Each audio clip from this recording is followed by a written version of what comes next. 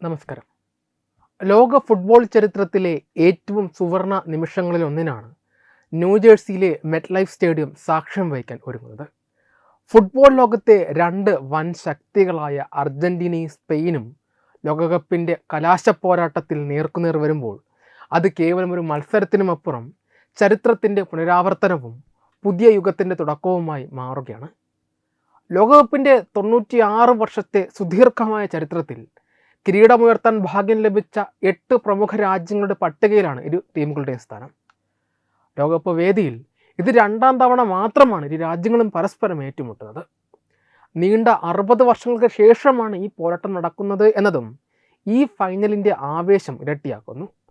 നിലവിലെ ചാമ്പ്യന്മാരായ അർജന്റീന തങ്ങളുടെ കിരീടം നിലനിർത്തി 4ാമത്തെ സ്വർണ്ണ കിരീടം തേടിയിറങ്ങുമ്പോൾ ഫുട്ബോൾ ലോകത്തെ പുതിയ സുവർണ തലമുറയുമായി എത്തുന്ന സ്പെയിൻ തങ്ങളുടെ 2ാമത്തെ ലോകകപ്പ് കിരീടമാണ് ലക്ഷ്യമിടുന്നത്.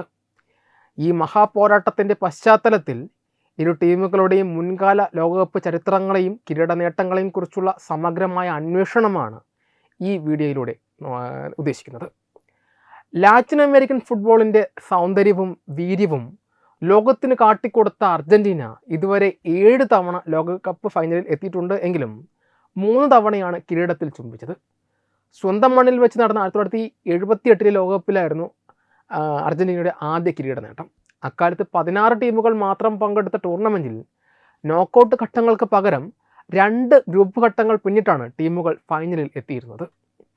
വിവാദങ്ങൾ വിട്ടൊഴിയാതിരുന്ന ആ ലോകകപ്പിൽ ഫൈനലിൽ കടക്കാൻ പെറുവിനെതിരെ 4 ഗോളുകളുടെ മാർജിനിൽ ജയിക്കേണ്ടിയിരുന്ന അർജന്റീന എതിരില്ലാത്ത 6 ഗോളുകൾക്ക് അവരെ തകർത്തുവിട്ടത് വലിയ ചർച്ചയായിരുന്നു. തുടർന്ന് നടന്ന കലാശപ്പോരാട്ടത്തിൽ നെതർലാൻഡ്സിനെ അധിക സമയത്ത് 1-3 ഗോളുകൾക്ക് പരാജയപ്പെടുത്തിയാണ് അർജന്റീന ചരിത്രത്തിൽ ആദ്യമായി അന്ന് വിശ്വവിജയികളായത്. അർജന്റീനയുടെ ചരിത്രത്തിലെ ഏറ്റവും പ്രശസ്തവും ആവേശം നിറഞ്ഞതുമായ 2ാമത്തെ കിരീട നേട്ടം 1986 മെക്സിക്കോയുടെ മണ്ണിലായിരുന്നു. ഫുട്ബോൾ ഇതിഹാസം ഡീഗോ മാർഡോണയുടെ അസാമാന്യമായ വ്യക്തിഗത മികവിലാണ് അർജന്റീന അന്ന് കിരീടത്തിലേക്ക് കുതിച്ചത്. ഫൈനലിൽ പശ്ചിമ ജർമ്മനിയെ 1-3 ഗോളുകൾക്ക് തകർത്തതിനേക്കാൾ ഫുട്ബോൾ ലോകം ഓർക്കുന്നത് ക്വാർട്ടർ ഫൈനലിൽ ഇംഗ്ലണ്ടിനെതിരെ മർഡോണ നേടിയ ഗോളുകളാണ്. ഫോക്ലാൻഡ് യുദ്ധത്തിൻ്റെ രാഷ്ട്രീയ പശ്ചാത്തലത്തിൽ നടന്ന ആ മത്സരത്തിൽ മർഡോണ കൈകൊണ്ട് തട്ടിയിട്ട ഗോൾ ദൈവത്തിൻ്റെ കൈ എന്ന പേരിൽ ചരിത്രത്തിൽ ഇടം പിടിക്കുകയുണ്ടായി. ആ മത്സരത്തിൽ തന്നെ ഇംഗ്ലീഷ് പ്രതിരോധ നിരയെ മുഴുവൻ വെട്ടിയൊഴിഞ്ഞ് മർഡോണ നേടിയ 2ാമത്തെ ഗോൾ നൂറ്റാണ്ടിൻ്റെ ഗോളായും തിരഞ്ഞെടുക്കപ്പെട്ടു. നീണ്ട 36 വർഷത്തെ കാത്തിരിപ്പിനൊടുവിൽ 2022 ഖത്തറിൻ്റെ മണ്ണിലാണ് അർജന്റീന തങ്ങളുടെ 3ാമത്തെ ലോക കിരീടം സ്വന്തമാക്കിയത്. ആധുനിക ഫുട്ബോളിലെ വിസ്മയമായ ലയണൽ മെസ്സിയുടെ കരിയറിലെ ഏറ്റവും വലിയ സ്വപ്ന സാക്ഷാത്കാരമായിരുന്നു ഖത്തറിൽ ഉണ്ടായത്. ആദ്യ മത്സരത്തിൽ സൗദി അറേബ്യയോട് തോറ്റു തുടങ്ങിയ അർജന്റീന പിന്നീട് ശക്തമായി തിരിച്ചു വരികയായിരുന്നു. ഫുട്ബോൾ ചരിത്രത്തിലെ ഏറ്റവും മികച്ച ഫൈനൽ എന്ന് വിശേഷിക്കപ്പെട്ട മത്സരത്തിൽ ഫ്രാൻസിനെ പെനാൽറ്റി ഷൂട്ടൗട്ടിൽ പരാജയപ്പെടുത്തിയാണ് മെസ്സി കിരീടമുയർത്തുന്നത്. ഫ്രഞ്ച് താരം കിലിയൻ എംബാപ്പെ ഹാട്രിക് നേടിയ മത്സരത്തിൽ മെസ്സി 2 ഗോളുകൾ നേടി ടീമിനെ വിജയത്തിലേക്ക് നയിച്ചു. യൂറോപ്യൻ ഫുട്ബോളിലെ വമ്പന്മാരായ സ്പെയിൻ തങ്ങളുടെ ചരിത്രത്തിൽ ഒരേയൊരു തവണ മാത്രമാണ് ലോകകപ്പ് ഫൈനലിൽ എത്തിയിട്ടുള്ളത്. ആ തവണ അവർ തന്നെ കിരീടം ചൂടുകയും ചെയ്തു. 2010 ദക്ഷിണാഫ്രിക്കയിൽ നടന്ന ലോകകപ്പിലായിരുന്നു സ്പെയിനിൻ്റെ ആ ചരിത്ര വിജയം. ക്ലബ് ഫുട്ബോളിലെ ടിക്കി ടാക്ക ശൈലി അന്താരാഷ്ട്ര തലത്തിൽ പരീക്ഷിച്ച് വിജയിച്ച കാലഘട്ടമായിരുന്നു അത്. Sergio Ramos, Gerard Pique, Xavi Andres Iniesta, David Villa തുടങ്ങിയ പ്രതിഭകളാൽ സമ്പന്നമായിരുന്നു അന്ന് സ്പാനിഷ് നിര. ആ വർഷത്തെ ലോകകപ്പ് നേട്ടത്തിന് പുറമെ 2008, 12 വർഷങ്ങളിൽ യൂറോപ്യൻ ചാമ്പ്യൻഷിപ്പുകളും സ്വന്തമാക്കിയ സ്പെയിൻ അന്താരാഷ്ട്ര ഫുട്ബോൾ ചരിത്രത്തിലെ ഏറ്റവും മികച്ച ഒരു സുവർണ കാലഘട്ടത്തിനാണ് അന്ന് നേതൃത്വം നൽകിയത്. അർജന്റീന 2022 ചെയ്തതുപോലെ 2010 ലോകകപ്പിലെ തങ്ങളുടെ ആദ്യ മത്സരത്തിൽ സ്വിറ്റ്സർലൻഡിനോട് തോറ്റുകൊണ്ടാണ് സ്പെയിനും തുടങ്ങുന്നത്. എന്നാൽ പിന്നീട് നടന്ന ഗ്രൂപ്പ് മത്സരങ്ങളിൽ ഹോണ്ടുറാസിനെയും ചിലിയെയും പരാജയപ്പെടുത്തി അവർ നോക്കൗട്ട് ഘട്ടത്തിലേക്ക് മുന്നേറി.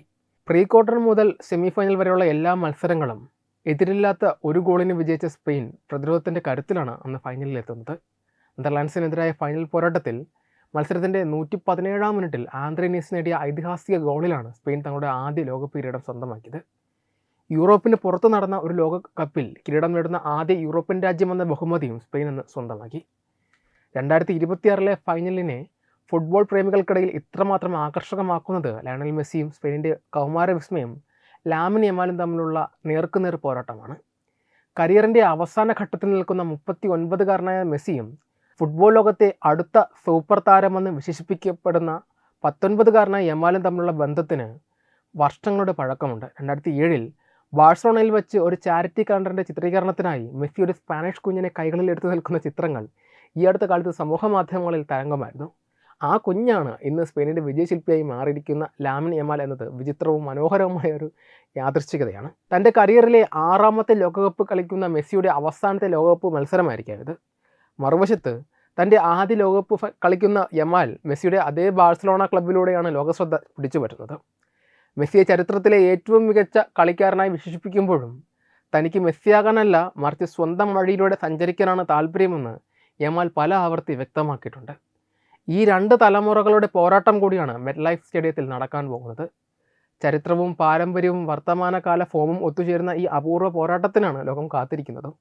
1966 ലോകകപ്പിൽ ഇരു ടീമുകളും ഏറ്റുമുട്ടിയപ്പോൾ അർജന്റീന 1-2 ഗോളുകൾക്ക് സ്പെയിനിനെ പരാജയപ്പെടുത്തിയിരുന്നു. ആ പഴയ ചരിത്രം തിരുത്താൻ സ്പെയിൻ ഇറങ്ങുമ്പോൾ ബ്രസീലിന് ശേഷം ലോകകപ്പ് കിരീടം നിലനിർത്തുന്ന ആദ്യ ടീമെന്ന റെക്കോർഡിലേക്കാണ് അർജന്റീന കണ്ണുവയ്ക്കുന്നത്. നാളെ പുലർച്ചെ നടക്കുന്ന ഈ മഹാപോരാട്ടത്തിൽ ആര് ജയിച്ചാലും അത് ഫുട്ബോൾ ചരിത്രത്തിലെ സമാനതകളില്ലാത്ത ഒരു അധ്യായമായി മാറുമെന്ന കാര്യത്തിൽ തർക്കമില്ല. വെബ് ഡെസ്ക് തത്വമൈ ന്യൂസ്.